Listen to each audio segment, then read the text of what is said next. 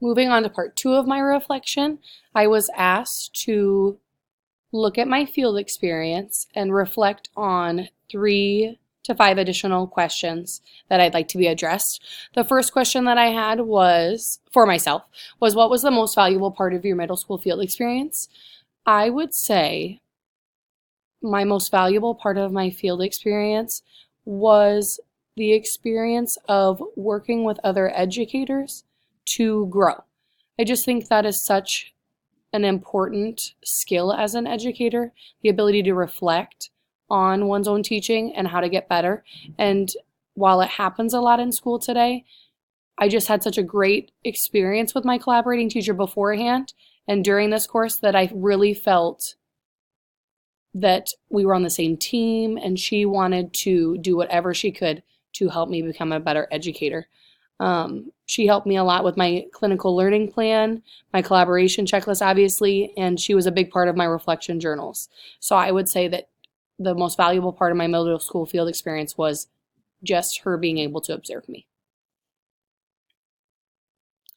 My second question was, in what area do you feel you grew the most in your field experience?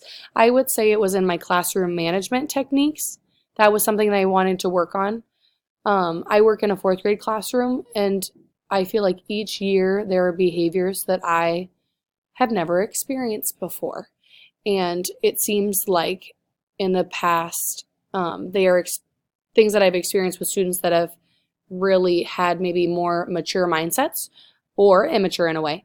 And so I just really wanted to make sure that my teacher toolbox was full, and I wanted to focus on this area. And each week in my reflection, my cooperating teacher or collaborating teacher focused on this and helped me grow.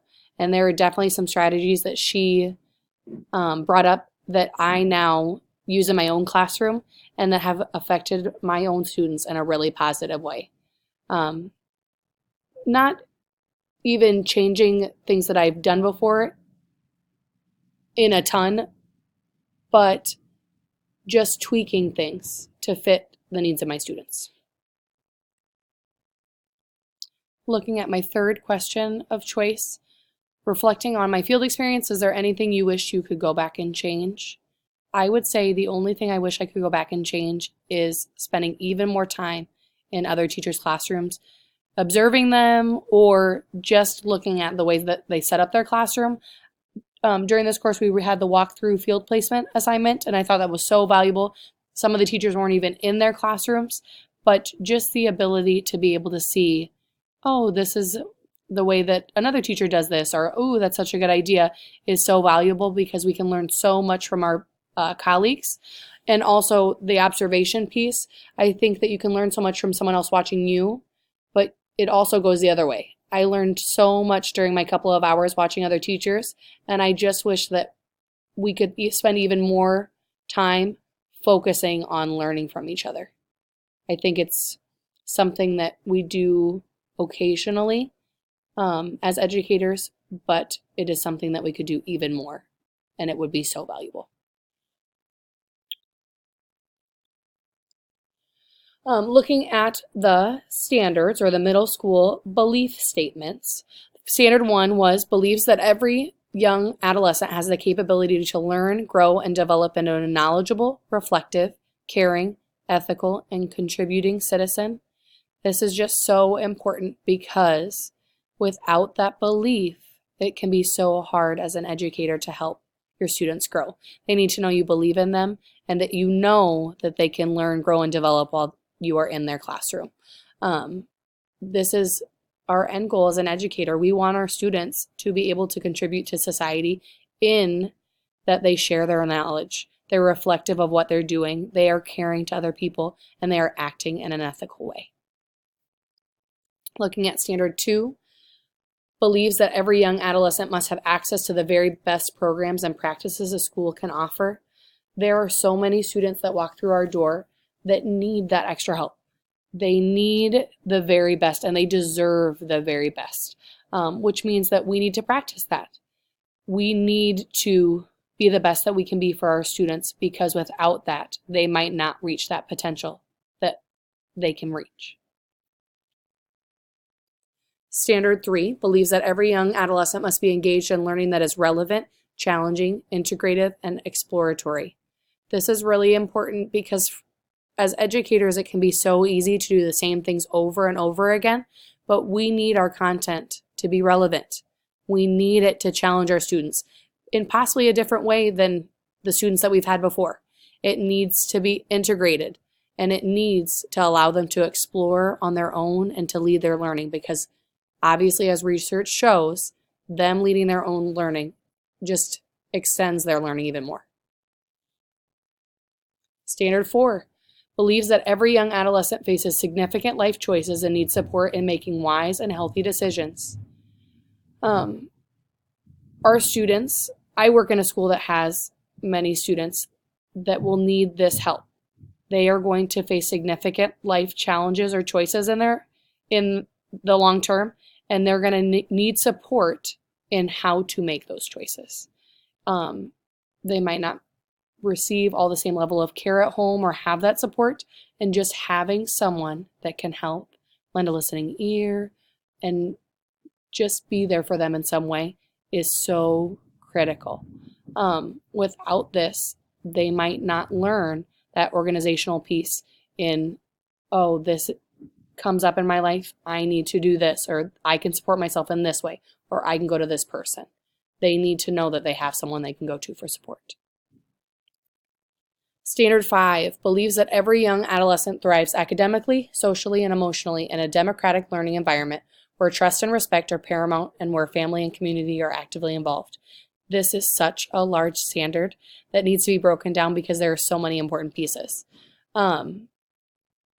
Obviously, we know our students can thrive in academics, in their social lives, and emotionally, but in order to do those 3 critical things, they need to have trust in the people that are helping them and respect. And that goes both ways.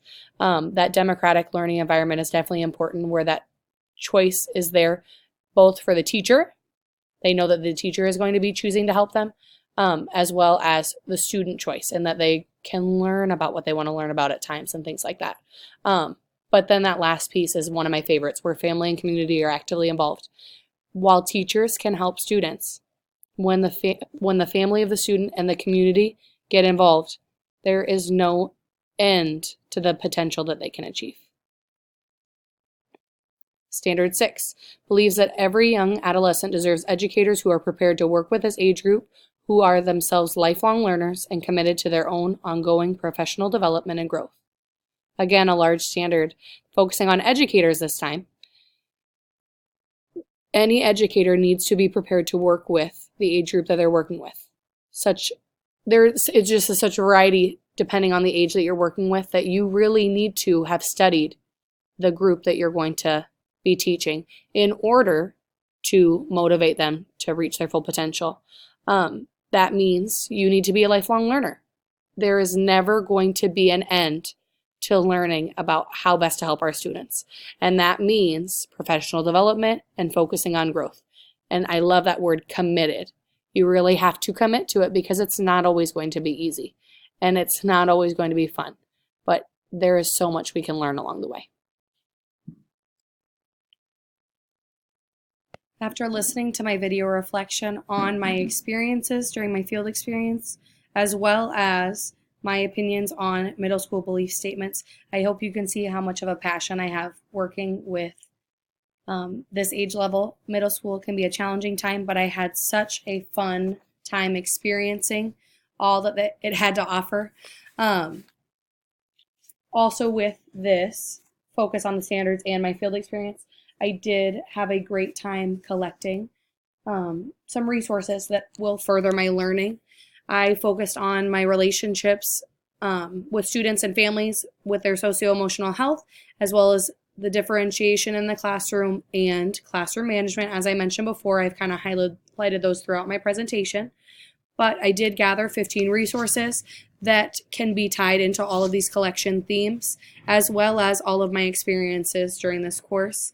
Focusing on my clinical learning plan, my walkthrough field placement assignment, my collaboration checklist, my reflection journals, submission 1, 2, and 3, my professional development with trauma, my observation of other teachers, my availability to go to my family or parent night conferences, and the tutoring after school.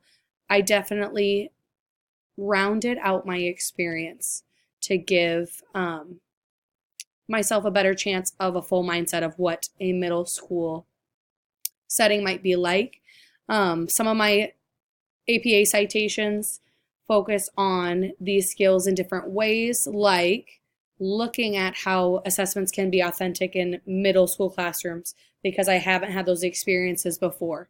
Teaching my students basic organizational skills so that they can move on and be more less dependent on others and more independent. How to be a responsive middle school and meet the needs of my students. Looking at data binders, just another strategy to give students more power in their learning. Looking on just how students need to learn things and setting students up for success no matter what classroom they're in. Looking at active learning as a different strategy in the middle grades. Or 5 approaches to avoid when managing the middle school classroom. As I said, that classroom management piece is huge and something that I definitely needed to work on and got to work on in this class. It is a never-ending process. Renewing the middle school. Obviously, the things that worked once might not work in the future. So looking at long-term what we can do. Looking at literacy centers and differentiating or reteaching and motivating those students who might have trouble. Looking at vocabulary instruction and how students might be struggling because they don't have those foundational skills. Looking at digital literacy, such a huge topic in today's schools, but especially in the middle school. When they're moving on to high school, they're going to need those strong skills. Looking at that trauma-informed care for schools and how today more than ever, it's something that teachers need to be aware of and focused on. Looking at choice and rigor and achieving the balance, especially when the Common Core is so prevalent in schools today, and that focus is important, but we still need to look at the bigger picture. Fostering and engaging active discussions in middle school and working on that life skill. And last, turning middle school from what once might be known as muddle school into middle school and looking at collaboration for higher performing middle schools.